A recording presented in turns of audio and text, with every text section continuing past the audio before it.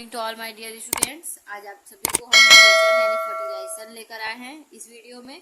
चलिए तो स्टार्ट करते हैं। नर तथा मादा युग्मकों के केंद्रकों का संलयन निषेचन कहलाता है। देखिए मेल और फीमेल युग्मकों के क्या होता है, केंद्रों का जो संलयन होता है उसे क्या कहते हैं, निषेचन कहते हैं। 2 मार्क्स क्वेश्चन बताता है निषेचन किसे कहते हैं, तो ये आए। ठीक है, निषेचन के प्रकार, टाइप्स ऑफ फर्टिलाइजेशन। ठीक है, इसका होगा टाइप्स ऑफ फर्टिलाइजेशन। ठीक है, टाइप्स ऑफ फर्टिलाइजेशन में निषेचन 2 प्रकार के होते हैं। ठीक है, बाह्य निषेचन और अंतः निषेचन। यानी बाह्य निषेचन को इंग्लिश में कहते हैं एक्सटर्नल फर्टिलाइजेशन और अंतः निषेचन को इंटरनल फर्टिलाइजेशन कहते हैं। ठीक है, अब बाह्य निषेचन एक्सटर्नल फर्टिलाइजेशन पढ़ते हैं। मत्स्य वर्ग उभयचर वर्ग में ये क्या होता है, मत्स्य वर्ग और उभयचर वर्ग में पाया जाता है। ठीक है, अब अंतः निषेचन की बात करें तो ये पक्षी, स्तनियों, सरीसृप वर्ग में पाए जाते हैं। ठीक है, यदि पक्षियां होती हैं या मछलियां होती हैं या सरीसृप होते हैं, इसमें क्या होता है, अंतः निषेचन। यानी बॉडी के जब अंदर निषेचन हुआ तो वो अंतः निषेचन, और बॉडी के बाहर निषेचन जो होता है उसे बाह्य निषेचन कहते हैं। ठीक है, नेक्स्ट स्टार्ट करते हैं।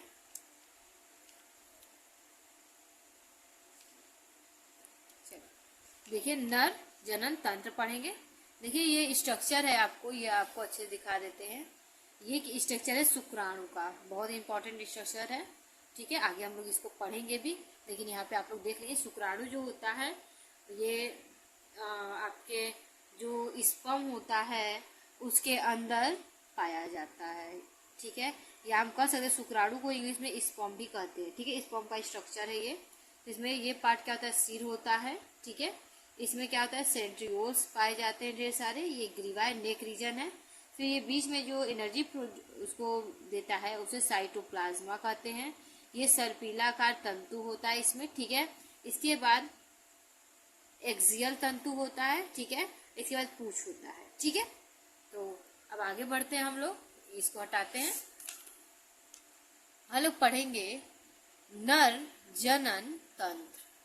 नर जनन तंत्र मेल रिप्रोडक्टिव सिस्टम। ठीक है, जनन कोशिका उत्पादित करने वाले अंग एवं जनन कोशिकाओं को निषेचन के स्थान पर पहुंचाने वाले अंग संयुक्त रूप से जनन अंग कहलाते हैं। ठीक है, तो जो जनन कोशिका का जो उत्पादन करते हैं, फॉर्मेशन ऑफ रिप्रोडक्टिव सेल। ठीक है, जो जनन कोशिका का निर्माण करे और जनन अंग तक पहुंचाए उसे क्या कहते हैं, जनन तंत्र कहते हैं। ठीक है, क्वेश्चन आता है कि जनन से आप क्या समझते हैं, नर जनन तंत्र का वर्णन कीजिए। तो नर जनन तंत्र का आपको वर्णन करना, तो इस तरह से आप वर्णन करेंगे। ठीक है, नेक्स्ट आगे देखते हैं। नर जनन कोशिका अथवा शुक्राणु। देखिए नर जनन कोशिका को क्या कहते हैं, शुक्राणु कहते हैं, इसमें से स्पर्म कहते हैं, का निर्माण वृषण में होता है। नर जनन कोशिका का निर्माण किसमें होता है, वृषण में होता है। ठीक है, इसके बाद यह उदर गुहा के बाहर वृषण कोश में स्थित होता है। यह उदर गुहा क्या होता है, बाहर वृषण कोश में क्या होता है, स्थित होता है। इसका कारण यह है कि शुक्राणु उत्पादन के लिए आवश्यक ताप शरीर के ताप से कम होता है। यानी शुक्राणु का जो निर्माण होता है उसके उत्पादन के लिए जो शरीर का हमारे 37 डिग्री सेल्सियस उससे क्या होता है, इसका टेम्परेचर कम होगा, तभी इसका फॉर्मेशन होगा। इसका यही कारण है कि वो क्या होता है, शरीर से बाहर पाया जाता है। ठीक है, स्क्रोटम शरीर से बाहर पाया जाता है। ठीक है, शुक्राणु उत्पादन के नियंत्रण के अतिरिक्त टेस्टोस्टेरोन लड़कों में यौनावस्था के लक्षणों को नियंत्रित करता है। ठीक है, देखिए टेस्टोस्टेरोन हार्मोन्स होता है जो क्या कहता है, लड़कों में यौनावस्था के लक्षण को क्या कहता है, नियंत्रित करता है। शुक्राणु सूक्ष्म संरचना है, शुक्राणु का बहुत ही सूक्ष्म संरचना है। ठीक है, जिसमें मुख्यतः आनुवांशिक पदार्थ, इसमें क्या होता है, जेनेटिक मटेरियल होता है, तथा एक लंबी पूंछ होती है। और एक क्या होती है, लंबी पूंछ होती है। देखिए लंबी पूंछ आप लोग देखे हो ना, ये लंबी पूंछ। ठीक है, जो उन्हें मादा जनन कोशिकाओं की ओर तैरने में सहायता करती हैं। जो उन्हें क्या होता है, मादा जनन कोशिका के पास पहुंचने के लिए क्या होती है, सहायता प्रदान करती है। आप ये स्ट्रक्चर ऑफ देख लेंगे, मेल रिप्रोडक्टिव सिस्टम। ठीक है, structure of male reproductive system है, देखते हैं। सबसे पहले अगर हम बात करें यहाँ से तो क्या होता है, वृषण है, ठीक है, ये वृषण है। वृषण के जिससे अटैच होता है उसे वृषण कोश कहते हैं, इसमें वो स्थित होता है। वृषण कोश से एक पाइप गई रहती है, इसे के शुक्रवाहिनी कहते हैं। शुक्रवाहिनी आगे चलती है तो यहाँ पर मूत्रवाहिनी के पास जाकर क्या होती है, अटैच हो जाती है, उसी जगह से मूत्रवाहिनी भी गई होती है। वो आगे जाती है तो शुक्राशय जो होता है वो दिखता है, और इसी जगह एक मोटा संरचना यानी कि फुला हुआ बैलून लाइक संरचना जैसे मूत्राशय कहते हैं, जहाँ मूत्र जाकर इकट्ठा होता है, ठीक है। अब इसके आगे जब रहे तो यहीं पर एक गोल संरचना दिख रही है जो कि मूत्राशय और मूत्र नलिका और शुक्राशय दोनों से होता है। देखिए यहाँ शुक्राशय, ये मूत्राशय, यहाँ पर जितने भी आपके शुक्राणु होंगे वो रहेंगे और यहाँ पर यूरिन जाएगा, ठीक है। यहाँ पर मूत्राशय में मूत्र जहाँ इकट्ठा होता है और शुक्राशय में जहाँ पर शुक्राणु इकट्ठा होते हैं, ठीक है। अब ये दोनों क्या होते हैं, एक नली से जाकर जुड़ जाते हैं। इसी के पास क्या होती है, एक वाल्व लाइक स्ट्रक्चर पाई जाती है जिसे प्रोस्टेट ग्लैंड यानी प्रोस्टेट ग्रंथि या कहते हैं, ठीक है। प्रोस्टेट ग्लैंड या प्रोस्टेट ग्रंथि कहते हैं, ठीक है। अब ये नली क्या होगी, आगे जाएगी और मूत्र मार्ग में जाकर खुल जाएगी, ठीक है। और ये जो फुला हुआ पार्ट होता है जिससे वो ढका होता है मूत्र मार्ग, उसे शीशण कहते हैं, ठीक है।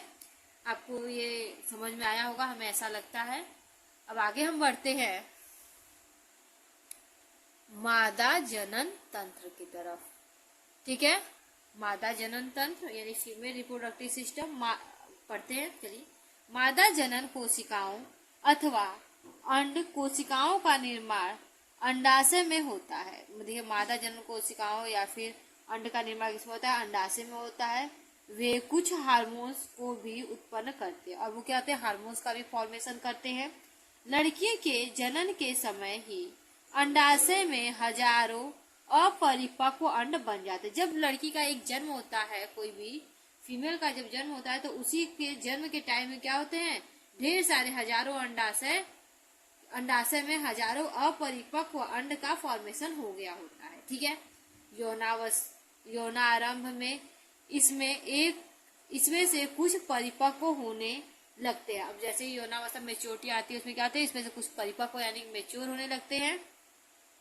दो में से एक अंडाशय द्वारा प्रत्येक माह एक अंड परिपक्व होता है। देखिए दोनों अंडाशयों में से एक ही अंड क्या होता है, परिपक्व होता है 1 मंथ में, ठीक है। महीन अंडवाहिनी अथवा फिलोपियन ट्यूब द्वारा यह अंड कोशिका गर्भाशय तक ले जाया जाता है। देखिए इसके बाद क्या होता है, फिलोपियन ट्यूब होता है जिसके द्वारा क्या होता है, अंड कोशिका गर्भाशय तक ले जाया जाता है, ठीक है। दोनों अंडवाहिनी संयुक्त होकर एक लचीली थैली नुमा संरचना का निर्माण करती है। दोनों अंडवाहिनी जो होती है वो लचीली, ये अंडवाहिनी ये लचीली होकर क्या एक थैली नुमा संरचना का फॉर्मेशन कर देंगे, ठीक है, जिसे गर्भाशय कहते हैं। क्या कहते हैं, गर्भाशय कहते हैं। देख रहे हैं ये क्या है, गर्भाशय है। गर्भाशय ग्रीवा द्वारा योनि में खुलता है। गर्भाशय कहता है ग्रीवा के द्वारा कहा जाएगा, कहाँ ओपन होगा, योनि में। देखिए ये अभी आप लोग को ये चीज, यही चीज सेम जो पता है यही चीज फिगर में है। देखिए सबसे पहले अंडाशय से अंड का फॉर्मेशन होगा, अंडवाहिनी इसको एक्सेप्ट करेगा, एक्सेप्ट करने के बाद फिलोपियन ट्यूब से होते हुए ये कहा जाएगा, गर्भाशय में जाएगा, ठीक है। और गर्भाशय की नली किससे बनी होती है, फिलोपियन ट्यूब के ही अच्छे सिकुड़न से बनी होती है। इसके बाद ये कहा जाता है ग्रीवा में, और ग्रीवा से योनि में ओपन हो जाता है। ये फीमेल रिप्रोडक्टिव सिस्टम है। आप सभी को समझ में आया होगा। क्वेश्चन पूछा जाता है कि मादा जनन तंत्र का वर्णन कीजिए, 4 नंबर में बोर्ड में पूछा जाता है, ठीक है। नेक्स्ट हम लोग पढ़ते हैं मासिक चक्र, ठीक है, मेंस्ट्रुअल साइकिल, ओके। तो 1 माह की अवधि के दौरान गर्भाशय में चक्रीय परिवर्तन होता है। 1 माह का जो अवधि होता है उसके दौरान क्या होता है, गर्भाशय में चक्रीय परिवर्तन होता है, ठीक है। अब देखिए मासिक चक्र में 3 अवस्थाएं होती है। मासिक चक्र की बात करें तो उसमें कितनी होती है, 3 अवस्थाएं होती हैं। क्रम प्रसारी अवस्था, स्त्रावित अवस्था और मासिक अवस्था, ओके। पहला है क्रम प्रसारी अवस्था, ठीक है। FSH, ठीक है, FSH एस्ट्रोजन के स्त्रावण के लिए प्रेरित करता है। देखिए एस्ट्रोजन एक हार्मोन्स होता है जिसकी स्त्रावित के लिए क्या करता है, स्त्रावण के लिए ये क्या करता है, प्रेरित करता है, ठीक है। आगे देखिए, इस अवधि का अंतराल 10 से 12 दिन का होता है। इस अवधि का अंतराल कितना होता है, 10 से 12 दिन का होता है। इस अवस्था को पूटिकी अवस्था कहते हैं। इस अवस्था क्या कहते हैं, पूटिकी अवस्था कहते हैं। नेक्स्ट है स्त्रावित अवस्था, ठीक है। स्त्रावित अवस्था देखिए इसमें पढ़ेंगे, कार्पस ल्यूट्रियम प्रोजेस्टेरॉन का स्त्रावण करती है। कार्पस ल्यूट्रियम किसका, प्रोजेस्टेरॉन क्या कहते हैं, स्त्रावण करती है। इस अवस्था का अंतराल 12 से 14 दिन का होता है। इस अवस्था का अंतराल कितना होता है, 12 से 14 दिन का होता है। इसके बाद मासिक अवस्था, इसके बाद होता है क्या, मासिक अवस्था। यह पुराने मासिक चक्र की अंतिम तथा नए मासिक चक्र की प्रारंभिक अवस्था होती है। पुराने मासिक चक्र की अंतिम तथा नए मासिक चक्र क्या होती है, प्रारंभिक अवस्था होती है। यदि अंडाणु निषेचित नहीं है तो कार्पस ल्यूट्रियम प्रोजेस्टेरॉन में कमी के कारण नष्ट हो जाता है।